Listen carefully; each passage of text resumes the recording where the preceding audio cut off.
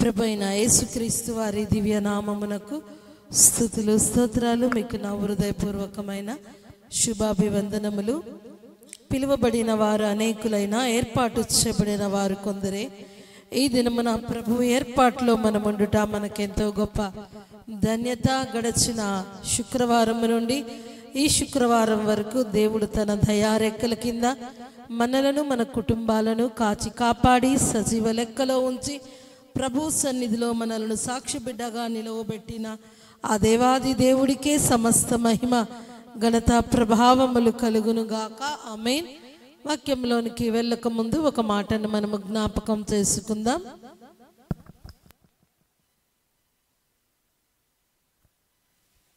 ఏంటి ఆ మాట అంటే, మనల్ని ఈ మాటలు వినే నిన్ను బలపరచుటకు ఒక చక్కటి మాటను తెలియజేస్తూ ఉన్నాను. కోటి నక్షత్రాలకు పేరు పెట్టిన దేవుడు ఈ దినమున నిన్ను మరచిపోవడం అసాధ్యం. ఈ మాట జ్ఞాపకం ఉంచుకొని ఈ మాటలను వినాలి. కోటి నక్షత్రములకు పేరు పెట్టిన దేవుడు నన్ను మరచిపోవడం అసాధ్యం.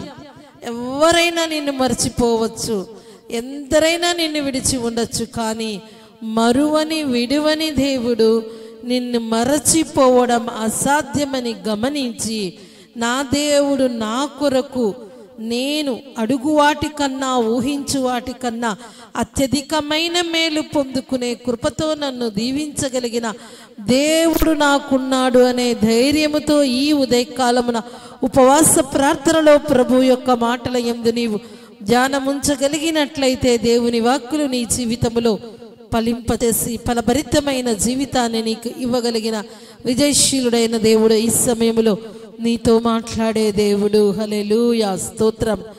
మనం దేవుడు నరుని తన స్వహస్తాలతో సృష్టించాడు. సృష్టినంతటిని కలుగును గాక అంటే సమస్తము కలిగాయి. కానీ నరుని మాత్రము స్వహస్తాలతో దేవుడు సృష్టించడం, మరి దేవుడు తన స్వహస్తాలతో సృష్టించిన నరులమైన మనము ఆ నజరేయుడైన యేసుక్రీస్తు వారి యొక్క తండ్రి అయిన దేవుని పోలికలో ఉన్న మనము ఆ దేవుని వైపు చూడగలిగిన వారమై ఉండాలి. 121వ కీర్తనలో, కొండల తట్టు నా కన్నులెత్తుచున్నాను, నాకు సహాయము ఎక్కడ నుండి వచ్చును. మరి సహాయము కొరకు కొండల తట్టు కన్నులెత్తుచున్నావా? మనుషుల వైపు కన్నులెత్తుచున్నావా?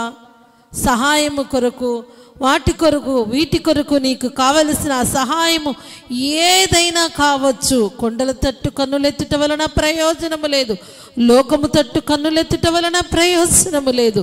ఈ దినమున నీవు నీకున్నటువంటి ఏ సహాయమైనా, ఒక్కొక్కరికి ఒక్కొక్క సహాయం అవసరమై ఉంటుంది.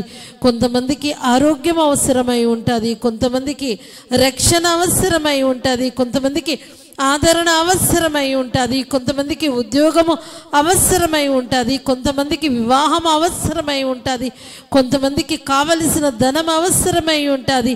ఈ దినమున నీ అవసరత, నీ సహాయము ఏదైనా సరే కొండల తట్టు కన్నులెత్తుట వలన ప్రయోజనము లేదు, నీకు సహాయము కలగదు. కానీ సర్వకృపానిధి, సంపదలగని సకలము చేయగలిగిన ఆయన వైపు నీవు కన్నులెత్తగలిగినట్లయితే కింది వచనములో సెలవిచ్చినట్టుగా యెహోవా వలననే నాకు సహాయము కలుగును. ఆయన భూమి ఆకాశాలను సృజించినవాడు. ఆమేన్. ఎవరి వలన సహాయము కలుగుతుంది? యెహోవా వలనే సహాయము కలుగుతుంది. ఎవరు ఆయన అంటే, భూమిని ఆకాశాన్ని సృష్టించిన సృష్టికర్త అయిన దేవుడు. మరి సృష్టికర్త అయిన దేవుని వలన నీకు సహాయము కలుగుతుంది. కనుక నీవు కన్నులు ఎత్తి చూడవలసింది ఆ కరుణామయుడైన దేవుని వైపు చూడాలి. ఈ లోకంలో ఎంతోమంది చూస్తున్నారు, వెతుకుతున్నారు. సంతోషం ఎక్కడ దొరుకుతుంది?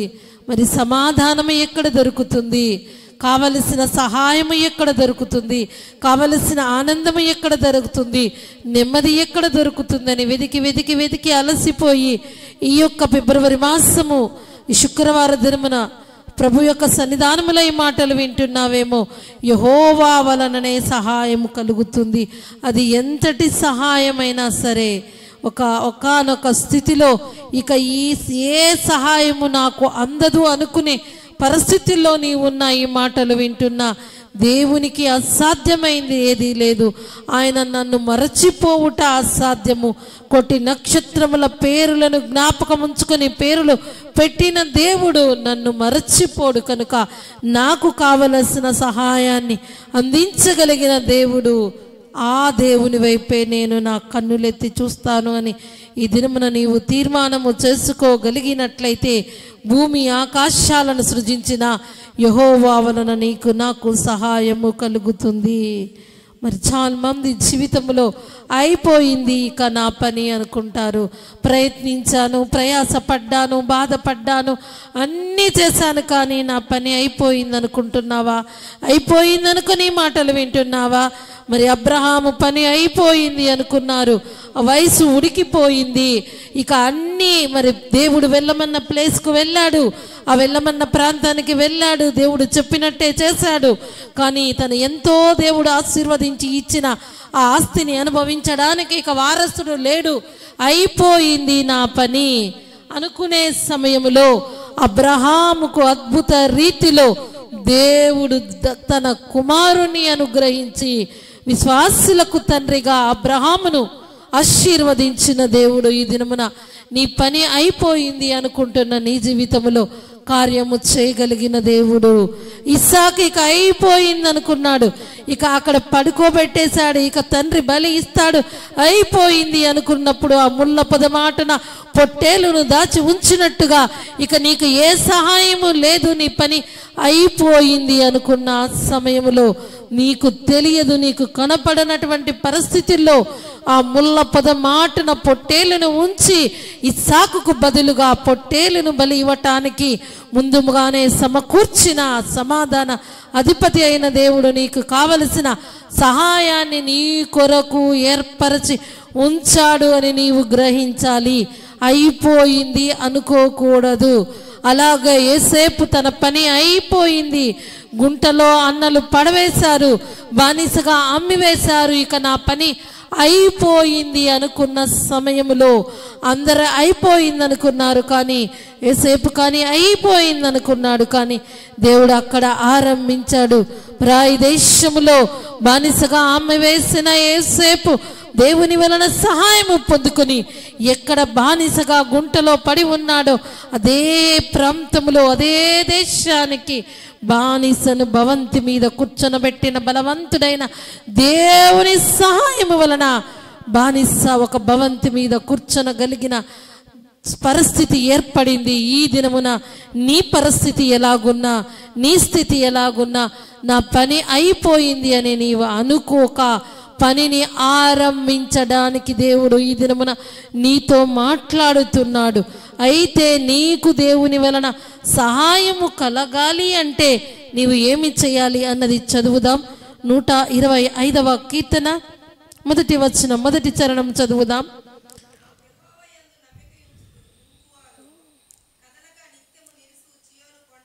ఆమేన్. యెహోవా యందు నమ్మిక ఉంచువారు కదలక నిత్యము నిలుచు సియోను కొండవలే ఉందురు. నీవు కదలిపోకుండా స్థిరముగా ఉండగలిగినట్లయితే ఈ దినమున నీ సహాయము కొరకు దేవుడు పని ఆరంభిస్తాడు. అన్నిటికీ కదిలిపోతుంటావు. చిన్న కష్టం రాగానే కదిలిపోతావు, చిన్న ఇబ్బంది రాగానే కదిలిపోతావు, చిన్న అనారోగ్యం రాగానే కదిలిపోతావు, ఒక చిన్న మాట రాగానే కదిలిపోతావు. నువ్వు కదిలినన్ని రోజులు నీ జీవితంలో కార్యము జరగదు. కదలక స్థిరముగా భక్తి విశ్వాసములో నీవు నిలవబడగలిగి నా దేవుడు నన్ను మరచిపోవుట అసాధ్యము, నా దేవుడు నా పట్ల కార్యము చేయుట సాధ్యము. ఎందుకంటే ఆయనే నా దేవుడు, నా తండ్రి, నేను నమ్ముకున్న నా సహాయకుడు కాబట్టి ఆయన సహాయము కొరకే నేను ఎదురు చూస్తాను అని ఈ దినమున నీవు తీర్మానము చేసుకోగలిగినట్లయితే దేవాది దేవుడి నుండి కార్యాలను పొందుకోగలవు, సహాయాన్ని పొందుకోగలవు. నీవు ఎప్పుడైతే కదలకుండా ప్రభువులో స్థిరంగా ఉంటావో, యెరూషలేము చుట్టూ పర్వతములు ఉన్నట్లు యెహోవా ఇది మొదలుకొని నిత్యము తన ప్రజల చుట్టూ ఉండును.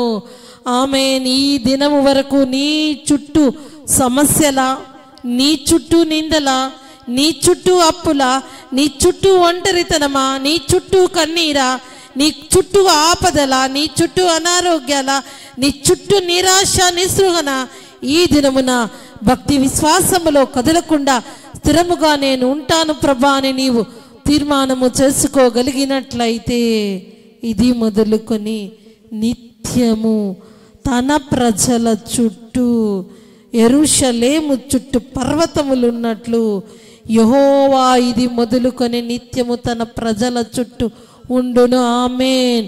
మొదటి మాట ద్వారా దేవుని వలన సహాయాన్ని పొందుకుంటావు.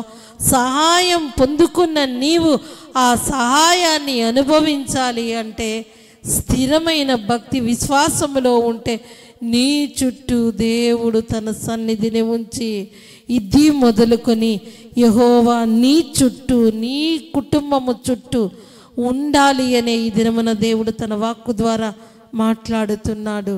మరి ఈ మాట, ఈ వాగ్దానము నీ పట్ల నెరవేరాలి అంటే నీవు 2 పనులు చేయాలి. ఒకటి, దేవుని తట్టు చూడాలి. రెండవది, దేవుని తట్టు చూసిన నీవు స్థిరముగా ఉండగలగాలి.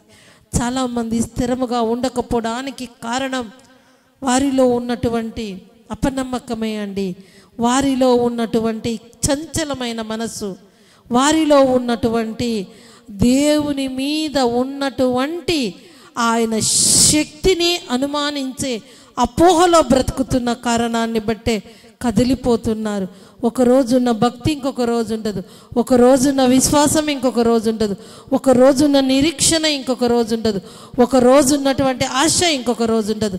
ఈ దినమున పరిశుద్ధుడైన ప్రభువు సూటిగా నీతో మాట్లాడుతున్నాడు. ప్రియ బిడ్డ, నీకున్న పరిస్థితిని బట్టి ఎవరు నాకు సహాయం చేస్తారు? ఎక్కడి నుండి సహాయం అందుతుంది? నన్నెవరు పట్టించుకుంటారు? నన్నెవరు పలకరిస్తారు? నా ప్రాబ్లానికి ఎవరు సహాయము చేసి నన్ను సంతోషపరుస్తారు అనుకుంటున్నా నిన్ను యెహోవానే సహాయం కలుగుతుంది. భూమి ఆకాశాలను సృజించిన దేవుడు ఉన్నాడని దేవుడు బలపరుస్తున్నాడు. ఆ సహాయము పొందుకునే వరకు, సహాయము పొందుకున్న తర్వాత కానీ కదలక స్థిరముగా ఉండాలి, నమ్మిక ఉంచాలి. నమ్ముట నీ వలనైతే నమ్మువానికి సమస్తమును సాధ్యమే. నీ అపనమ్మకము వలనే, నీ అవిశ్వాసము వలనే, నీ అవిధేయత వలనే, నీవు కదిలిపోవుట వలనే ప్రభు యొక్క సన్నిధిని, ప్రభు యొక్క సహాయాన్ని పొందుకోలేకపోతున్నావు. ఒక చిన్న అలజడి రేగగానే, ఒక చిన్న ఆపద రాగానే, ఒక చిన్న అడ్డంకి రాగానే నీ విశ్వాసాన్ని విడిచి, నీ భక్తిని మరచి, దేవుని శక్తిని మరచి జీవించిన జీవితం ఇక చాలు. ఈ దినము నుండి నూతన ఆరంభాన్ని నీ జీవితంలో జరిగించాలని, ఒక నూతన క్రియ నీ జీవితంలో చేయాలని, ఒక నూతనమైనటువంటి జీవితం ఈ దినము నుండి నీవు ఆరంభించబోతున్నావు. యేసు నామములో, యేసు క్రీస్తు సహాయము వలన ఆయన యొక్క సన్నిధిని అనుభవిస్తూ లేచి నిలబడి కళ్ళు మూసుకొని తీర్మానం చేసుకుంటావా?